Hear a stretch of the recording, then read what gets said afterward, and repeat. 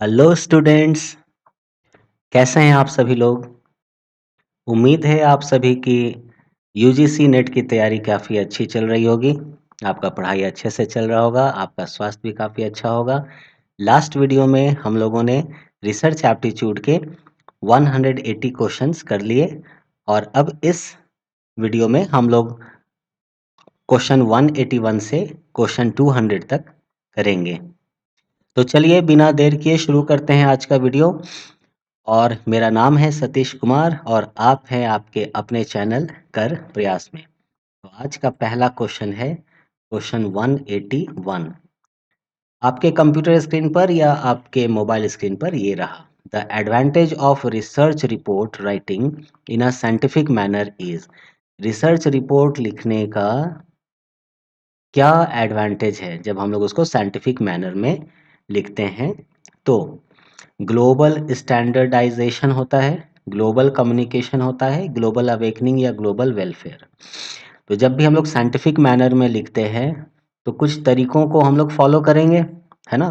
तो इसलिए globally communicate करने में वो हम लोगों को यूजफुल हो जाता है। ठीक है, तो इसलिए करेक्ट आंसर है b, global communication. Next question है generally the synopsis of a research is compared with human body. अच्छा, जो भी साइनोप्सिस है रिसर्च का उसको हम लोग ह्यूमन बॉडी से कंपेयर करते हैं। In spite of the differences existing in its different parts it must have.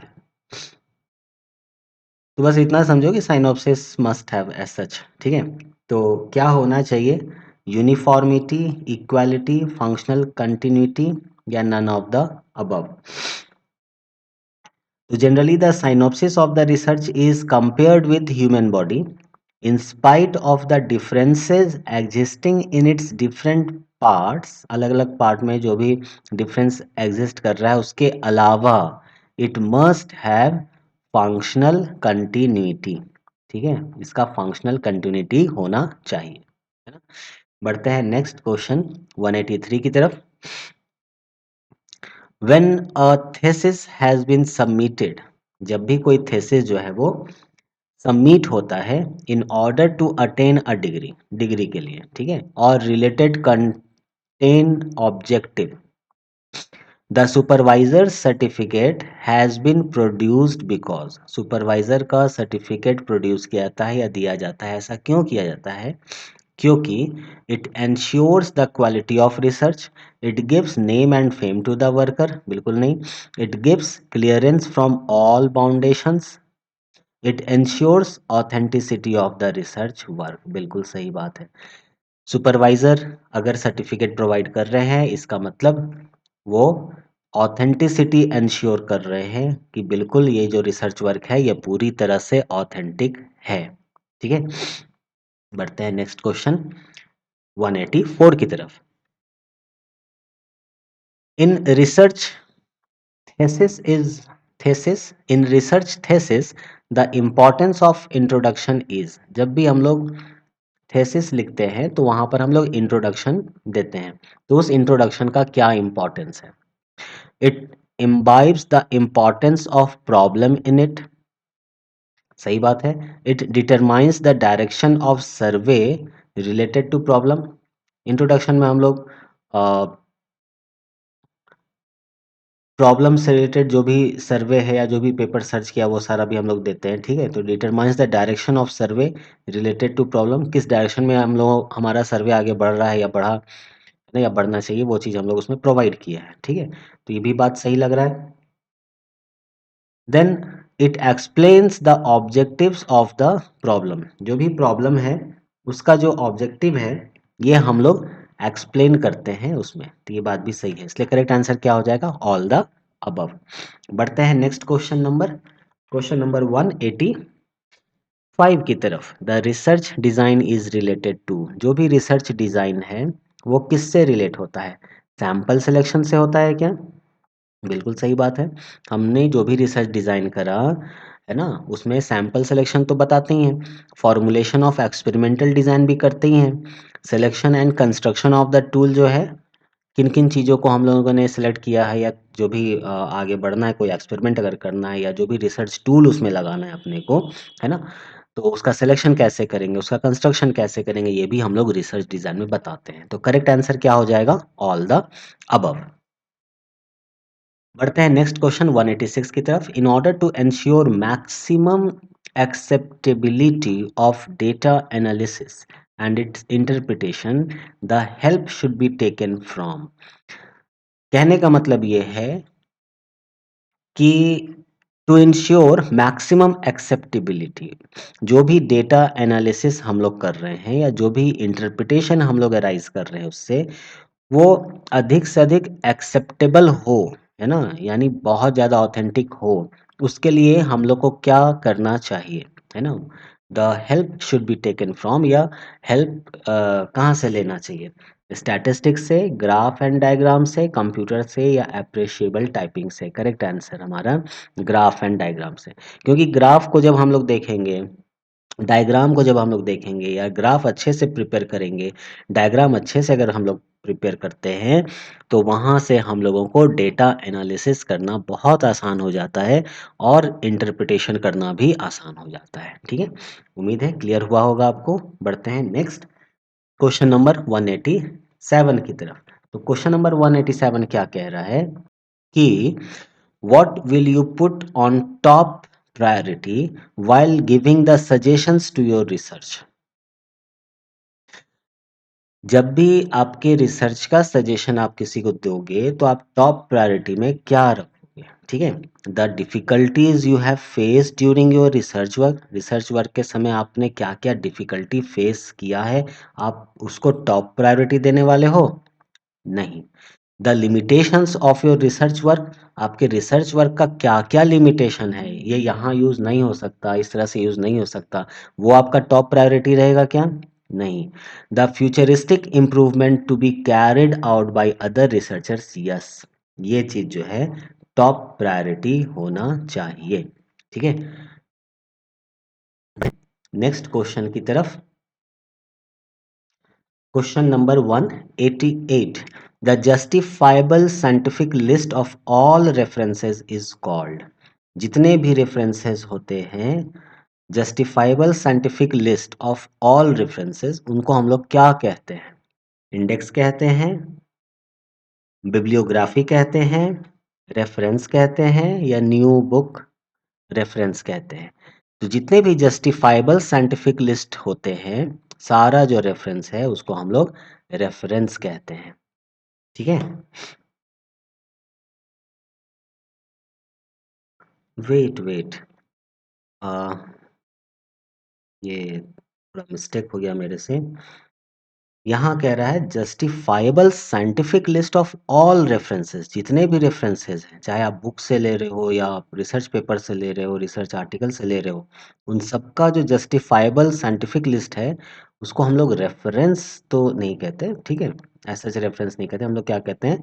Bibliography कहते हैं, है ना? हम लोग क्या कहते हैं? बिब्लियोग्राफी। तो करेक्ट आंसर जो है वो क्या है? बिब्लियोग्राफी। ठीक है? क्लियर? बढ़ते हैं नेक्स्ट क्वेश्चन नंबर 189 की तरफ। क्या है ये? Evidences in research are collected from. जो भी रिसर्च में एविडेंस है वो कहाँ से कलेक्ट करते हैं? They are collected from primary and secondary sources, pure and applied sources, active passive, none of the. तो हम लोग कलेक्ट करते हैं प्राइमरी और सेकेंडरी सोर्सेज में, है ना? बढ़ते हैं नेक्स्ट क्वेश्चन की तरफ 190। In primary sources we include. देखो, यहाँ पर तो क्वेश्चन हमारा आ गया कि एविडेंस इन रिसर्च कलेक्ट होता है प्राइमरी से और सेकेंडरी सोर्स से। अब आ गया क्या कि प्राइमरी सोर्सेज में क्या क्या इंक्लूड होता है? तो प्राइमरी सोर्स में हमारा हैंड रिटन मैन्युस्क्रिप्ट होता है, सही बात है। The original writing of the author's होता है, सही बात है। Direct collection from the thesis, जो भी थेसिस है उसमें से अगर हम डायरेक्टली कलेक्ट कर रहे हैं, या कोई ऑथर का ओरिजिनल राइटिंग है, या फिर मैन्युस्क्रिप्ट हैंड रिटन अगर है, तो ये सारा हमारा क्या होता है? प्राइमरी सोर्स कहलाता है। So all of the above. Next में आते हैं question, reference serves the purpose. जो भी रेफरेंस हम लोग दे रहे होते हैं, है ना, अपने थेसिस में या अपने पेपर में, तो वो क्या पर्पस सॉल्व कर रहा होता है, या किस पर्पस से हम लोग रेफरेंस हम लोग ऐड कर रहे होते हैं? ठीक है? तो of lending authenticity to the given content, of insightful decision making by the researcher, of giving ornamental value to the researcher, बिल्कुल नहीं. If exhibits the great achievement of the piece of research. Okay, अपना बड़गवारी करना नहीं, ये भी नहीं, ठीक है. Of insightful decision making by the researcher, of lending authenticity, yes, authenticity to the given content, यानी जो भी कंटेंट आपने प्रोवाइड किया है वो आप क्या अपने मन से आपने डाल दिया, अपने मन से आपने सोच समझ करके ये कर दिया नहीं. किसी ने उस चीज़ को प्रूफ किया है, किसी ने उस पर ऑलरेडी पब्लिश किया है अपने कंटेंट को, किसी ने उसमें उस बुक में वो चीज़ें लिखी हैं, या वो पर्टिकुलर चीज़ फलाने बुक में, पब्लिश्ड बुक में, एक अच्छे जर्नल के बुक में वो चीज़ें अवेलेबल है. तो ये आपके थॉट को और ज़्यादा ऑथेंटिक कर देता है, ठीक है. तो इसीलिए करेक्ट आंसर क्या हो जाएगा, ए, है ना. बढ़ते हैं नेक्स्ट क्वेश्चन नंबर 192 की तरफ. और 192 में क्या है कि there exist a difference between the reference and bibliography. सही बात है, रेफरेंस में और बिब्लियोग्राफी में कुछ डिफरेंस तो होता है ना. अब ये डिफरेंस क्या है, the reference have the actual page number. जो भी रेफरेंस है उसमें एक्चुअल पेज नंबर हम लोग डालते हैं. सही बात है, हम लोग जब भी रेफरेंस देते हैं तो वहां पर एक्चुअल पेज नंबर हम लोग ऐड करते हैं. The references have the last name of the person, that is surname, on it's first priority. बिल्कुल सही बात है. हम लोग जब भी रेफरेंस ऐड करते हैं तो हम लोग जैसे मान लो कि सतीश कुमार है, तो हम लोग ऐसा नहीं कि सतीश लिख देंगे, है ना. हम लोग क्या करेंगे, कुमार लिखेंगे, ठीक है. मान लो कोई रोहित गुप्ता है ना, तो क्या लिखेंगे, गुप्ता लिख देंगे, लाइक दैट, ठीक है. तो इसलिए हम लोग जो है सरनेम को प्रेफर करते हैं, ठीक है. तो वही चीज यहाँ पर दिया हुआ है. तो ये भी बात सही है ना. थर्ड क्या है, the references have the minute details in order to verify them. सही सही बात है, माइन्यूट माइन्यूट डिटेल्स उसमें होता है ताकि उस रेफरेंस को हम लोग वेरीफाई कर सकें. ये चीज़ें उसमें प्रेजेंट होती हैं. So all the above are correct, है ना. बढ़ते हैं नेक्स्ट क्वेश्चन नंबर 193 की तरफ. अब ये क्या है कि विच इज ट्रू और विच आर ट्रू, कौन सा इसमें सही है. देखते हैं क्या लिखा है. Theory is not merely a passive element, it plays an active role in uncovering fact. मतलब कि जो भी थ्योरी है वो सिर्फ एक पैसिव स्टेटमेंट नहीं है या पैसिव एलिमेंट नहीं है, ये एक बहुत ही एक्टिव रोल प्ले करता है किसी भी फैक्ट को अनकवर करने के लिए, यानी उसकी सच्चाई को उजागर करने के लिए. थ्योरी, बात बिल्कुल सही है. The concepts that have been accepted, जो भी कॉन्सेप्ट को एक्सेप्ट किया जाता है as simple and obvious turn out to be elusive, vague, and ill-defined when we fit them to the fact. फिर से जरा पढ़ें क्या लिखा है. The concepts that have been accepted as simple and obvious turn out to be elusive, vague, and ill-defined when we fit them to the fact. आगे देखते हैं जरा. Function of research is theoretical and utilitarian. Research का जो function है वो theoretical है and utilitarian है. सही बात है ये. Locating and identifying delinquent behavior and causes is utilitarian function. अब तो ये क्या है यूटिलिटेरियन फंक्शन, इसको जरा देखना होगा, समझना होगा, है ना. और क्योंकि यहाँ भी है यूटिलिटेरियन, यहाँ भी बातें आ रही हैं, ठीक है. तो देखो यूटिलिटेरियन चीजें क्या होती है.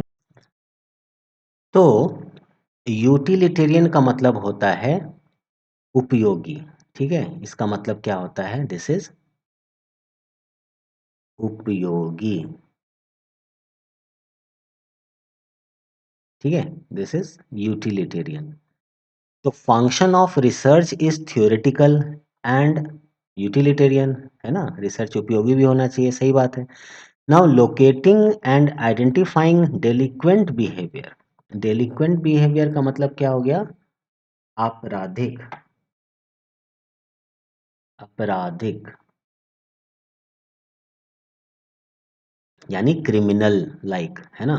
तो लोकेट करना, आइडेंटिफाई करना कोई भी क्रिमिनल टाइप का जो बिहेवियर है और जो गिल्टी बिहेवियर है, या कोई भी एज सच जो गलत प्रवृत्ति वाला चीज़ है ना, तो उसको, उसके बिहेवियर को लोकेट करना, आइडेंटिफाई करना, और ऐसा क्यों हो रहा है, उसके कॉज को भी लोकेट करना, आइडेंटिफाई करना, ये यूटिलिटेरियन फंक्शन है, मतलब उपयोगी फंक्शन है। तो ये बात भी बिल्कुल सही है ना। तो देखो 1 3 और 4 ये तो हम लोगों ने जान लिया कि सही है ना, और पूछा भी है कि विच इज और विच आर ट्रू, सही ही निकालना है। तो जरा देखें 1 3 4 कहीं है दिया हुआ? 1 3 2 है, 1 2 4 है ना, 1 2 4 है, 3 नहीं। बट यहाँ 1 3 4 है, साथ में 2 भी है, इसका मतलब करेक्ट आंसर क्या हो जाएगा स्टूडेंट्स? ए हो जाएगा, है ना। मतलब ये जो स्टेटमेंट है ये भी हमारा सही है। The concepts that have been accepted as simple and obvious turn out to be elusive, vague and ill defined when we fit them to the fact, ये भी बात सही है, ठीक है। बढ़ते हैं नेक्स्ट क्वेश्चन की तरफ, और नेक्स्ट क्वेश्चन है हम लोगों का question number 194। Researcher should find answer to research question, कोई भी रिसर्चर जो है should find answer to research question, जो भी रिसर्च क्वेश्चन है उसका आंसर उसको फाइंड करना चाहिए। कैसा? तो वैलिडली, ऑब्जेक्टिवली, एक्यूरेटली, इकोनॉमिकली, कोई भी रिसर्च क्वेश्चन है अगर उस पर हम लोग वर्क कर रहे हैं, है ना। देखो रिसर्च प्रॉब्लम जो होगा उसी से ना रिसर्च क्वेश्चन अराइज होगा, या जो रिसर्च क्वेश्चन अराइज होगा उसी से ना रिसर्च प्रॉब्लम अराइज होगा। यानी research question related to research problem से जा रहा है, ठीक है। तो इसका जब आंसर करना होगा, यू फाइंड आंसर, इस क्वेश्चन का जब आंसर करना होगा तो कोई ना कोई एक्सपेरिमेंट करना होगा, कोई ना कोई टेक्निक यूज करना होगा, ठीक है। तो इकोनॉमिकली होना चाहिए, बहुत महंगा नहीं होना चाहिए, और एक्यूरेटली भी होना चाहिए, सही बात है, और वैलिडली यानी वैलिड होना चाहिए, ये भी बात सही है, और कोई ना कोई ऑब्जेक्टिव उसको क्लियर करना चाहिए, या कोई ना कोई ऑब्जेक्टिव को लेकर के आगे बढ़ना चाहिए, ये बात भी सही है। इसीलिए 1 2 3 4 ये सारा क्या हो जाएगा? सही हो जाएगा, ठीक है। Researcher should find answer to research question this this this and this all, ठीक है, क्लियर। बढ़ते हैं नेक्स्ट क्वेश्चन 195 की तरफ। तो क्या है? Match the following, okay, match करना है, चलो भाई मैच करते हैं। Design will give an idea, second क्या है? Once the data through different techniques collected, अलग अलग टेक्निक से जब डेटा कलेक्ट होता है, ये थोड़ा सा आसान लग रहा है, इसको हम लोग मैच करते हैं, है ना। तो once the data through different techniques collected, data collect होने के बाद उसका क्या होना चाहिए? एनालिसिस होना चाहिए। तो देखते हैं, of its choice favouring his, ये हटाओ, टेस्टिंग डिफरेंट हाइपोथेसिस, टेस्ट अभी कैसे करेंगे? One time money, personal budget, ये भी हटा दो। To what technique will be used, नहीं, how will that be analyse. Once the data through different technique collected, जब कलेक्शन हो जाएगा तब दिमाग में क्या आना चाहिए? उसका एनालिसिस कैसे होगा। जब एनालिसिस कैसे होगा ये सोचेंगे तब ना फिर टेस्टिंग वगैरह में जाएंगे, ठीक है।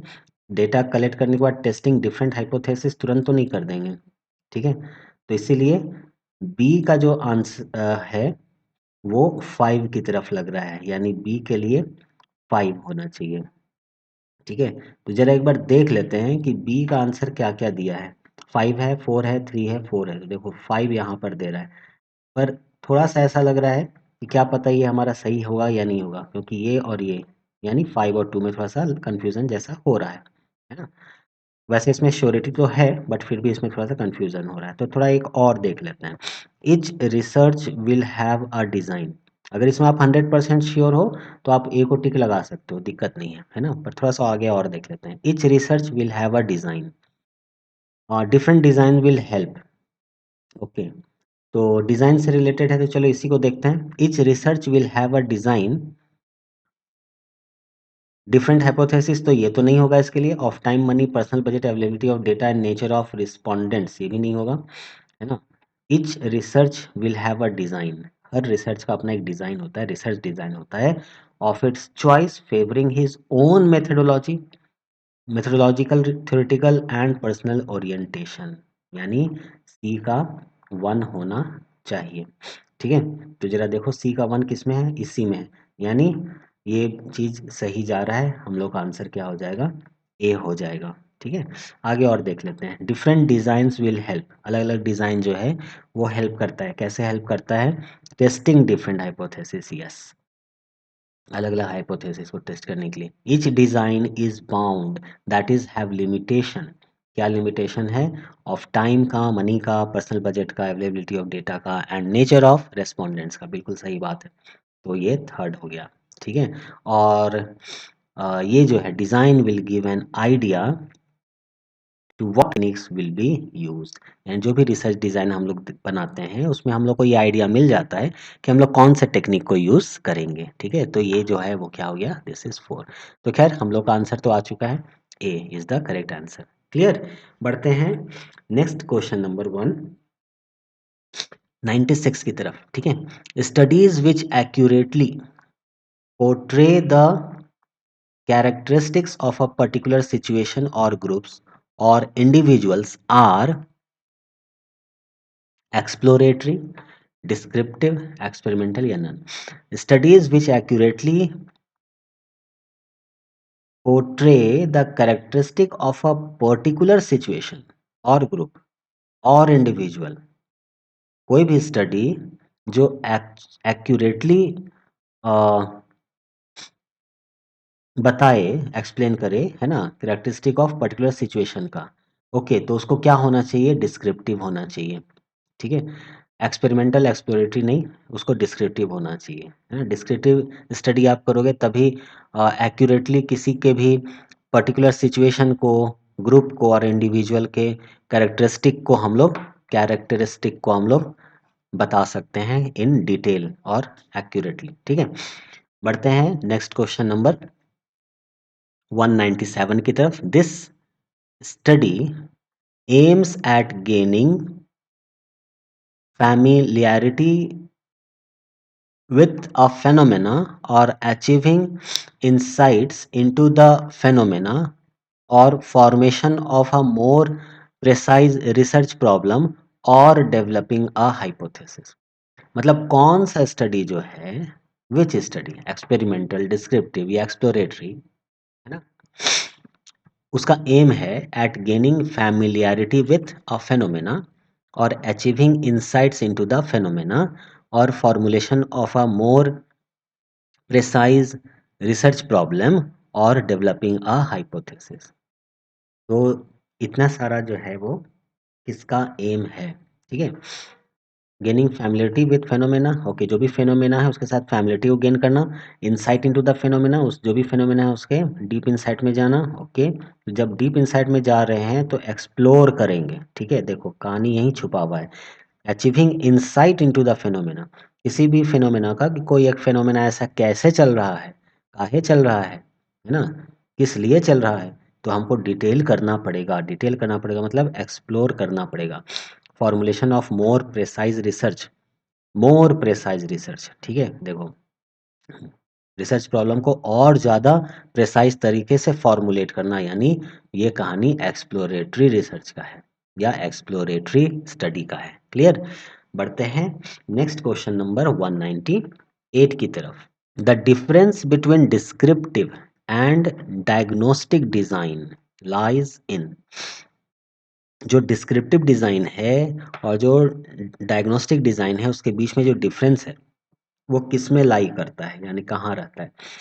डिफरेंस इन फील्ड, यानी डिस्क्रिप्टिव डिज़ाइन और डायग्नोस्टिक डिज़ाइन का फील्ड अलग अलग है, उस पे लाई कर रहा है, सही बात है। डिफरेंस इन हाइपोथेसिस, बिल्कुल सही बात है। है ना? जो डायग्नोस्टिक डिज़ाइन है, उसका हाइपोथेसिस अलग होता है, अलग तरीके से होता है, और जो डिस्क्रिप्टिव डिज़ाइन है या डिस्क्रिप्टिव रिसर्च डिज़ाइन है, उसका हाइपोथेसिस हम लोग अलग तरीके से लेते हैं, है ना? डिफरेंस इन ऑब्जेक्टिव, सही बात है, क्योंकि डिस्क्रिप्टिव है तो उसका ऑब्जेक्टिव भी कुछ अलग ही जाएगा, और जो डायग्नोस्टिक है ना? किसी चीज़ को डायग्नोज करने का है तो उसका ऑब्जेक्टिव भी अलग जाएगा, ठीक है? Then difference in treatment and field expansion. तो देखो 1 2 3 हम लोग का है, तो 1 2 3 तो यहाँ आ गया है, ठीक है? एक बार फोर्थ को भी देख लेते हैं, difference in treatment and field expansion. Okay, जो डिस्क्रिप्टिव है उसका जो फील्ड एक्सपेंशन होगा तो बहुत ज़्यादा होगा, लेकिन जो डायग्नोस्टिक है उसका भी फील्ड एक्सपेंशन थोड़ा कम भी हो सकता है, ज़्यादा भी हो सकता है। मान लो किसी एक पर्टिकुलर चीज़ को डायग्नोज करने के लिए अपन डायग्नोस्टिक रिसर्च डिज़ाइन बनाए हैं एज सच, तो उसका फील्ड एक्सपेंशन तो कुछ अलग ही होगा, तो ये बात भी सही लग रहा है। इसका मतलब करेक्ट आंसर क्या हो जाएगा? 1 2 3 4, है ना? ये चारों डिफरेंस में डिफरेंस चारों होता है डिस्क्रिप्टिव और डायग्नोस्टिक डिज़ाइन के लिए। बढ़ते हैं नेक्स्ट क्वेश्चन। सॉरी, ओके, बढ़ते हैं नेक्स्ट क्वेश्चन 199 की तरफ। The comparison with controlled group shows, the comparison with controlled group, हम लोगों ने बात किया था ना पॉजिटिव कंट्रोल और नेगेटिव ग्रुप, नेगेटिव कंट्रोल, ठीक है? तो जो भी कंट्रोल ग्रुप है उसका अगर कंपैरिजन करें तो वो क्या शो करता है? अकरेंस ऑफ इफेक्ट फ्रीक्वेंसी, ठीक है? अगर मान लो हमने एक कंट्रोल ग्रुप रख लिया, तो इस कंट्रोल ग्रुप को देख करके हम लोग बोल सकते हैं ना कि अ, ये पर्टिकुलर चीज़ इतनी बार हो रही है, ये इसका फ्रीक्वेंसी है, ठीक है? तो हम देख रहे हैं इसका फ्रीक्वेंसी कितना है, इससे ज़्यादा है या इससे कम है, ठीक है? तो occurrence of effect, occurrence of effect frequency compare कर सकते हैं। Cause occurred before an effect और not, cause occurred before an effect, किसी एक पर्टिकुलर इफेक्ट से पहले वो चीज़ हुआ या नहीं हुआ, कंट्रोल ग्रुप को रखेंगे तो पता चल जाएगा। अदर फैक्टर डिटरमाइनिंग कंडीशन, तो जो भी अदर फैक्टर है जो उस कंडीशन को डिटरमाइन कर रहा है, तो कंट्रोल्ड ग्रुप रखने से वो कंपेयर कर सकते हैं, बिल्कुल कर सकते हैं, ठीक है? इसलिए करेक्ट आंसर क्या हो जाएगा? ऑल। सो सारी चीज़ें सही हैं। बढ़ते हैं नेक्स्ट क्वेश्चन नंबर 200। ये आज के इस वीडियो का लास्ट क्वेश्चन है ये।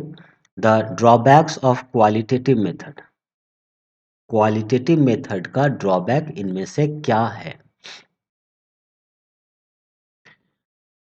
सब्जेक्टिविटी, जब भी हम लोग क्वालिटेटिव मेथड का बात करते हैं, क्वांटिटेटिव नहीं है ये, ठीक है? This is not quantitative. अगर क्वांटिटेटिव होता तो बहुत ज़्यादा सब्जेक्टिव नहीं होता, लेकिन क्वालिटेटिव है इसका मतलब सब्जेक्टिव बहुत ज़्यादा है। और अगर सब्जेक्टिव ज़्यादा है तो हम लोग उसमें स्टैटिस्टिकल टूल्स को नहीं लगा पाएंगे बहुत अधिक। क्वांटिटेटिव होता तो स्टैटिस्टिकल टूल को लगा देते और जो भी रिजल्ट है उसको अच्छे से हम लोग गेन कर सकते थे। तो ये एक ड्रॉबैक तो भाई है। इंडिविजुअल ओरिएंटेड, क्वालिटी है ना, तो जब क्वालिटी है तो उस पर्टिकुलर चीज़ में ही ओरिएंटेड रहेगा, है ना? ये बड़ा अच्छा है, ऐसा है, वैसा है, क्वालिटी ही बता रहे हैं, तो ये भी इसका एक ड्रॉबैक है, ठीक है? डेटा नॉट रिलायबल, अब किसी का क्वालिटी आपके नज़र में कुछ और होगा, मेरे नज़र में कुछ और होगा, लेकिन मान लो मेज़रमेंट ही करना है, तो जो मेज़रमेंट आप करोगे वही मेज़रमेंट तो मैं भी करूँगा, है ना? तो इसलिए क्वांटिटेटिव ज़्यादा एक्यूरेट हो जाता है, क्वालिटेटिव जो है उतना एक्यूरेट नहीं होता, इसलिए दिस इज़ नॉट रिलायबल, ये भी एक ड्रॉबैक है। डेटा नॉट प्रेसाइज़, अब बात भी सही है कि जब डेटा ही रिलायबल नहीं है, तो डेटा प्रेसाइज़ भी तो नहीं होगा, है ना? इसलिए ये भी इसका एक ड्रॉबैक है। तो कौन-कौन सा ड्रॉबैक है? सारा ही ड्रॉबैक आ गया। सो करेक्ट आंसर क्या हो जाएगा? A. 1 2 3 4 all are the drawback of qualitative method. Clear? तो चलिए, आप सबका बहुत-बहुत धन्यवाद। आपने इस क्वेश्चन को किया, और उम्मीद है आप सबको ये सारे क्वेश्चन समझ में आए होंगे। मिलते हैं नेक्स्ट वीडियो में फर्दर 20 इम्पोर्टेंट क्वेश्चन लेकर के। तब तक अच्छे से खाइए, पीजिए, मुस्कुराइए, हँसिए, मुस्कुराइए, और पढ़ाई करते रहिए। All the very best. भाग मत कर प्रयास भाग मत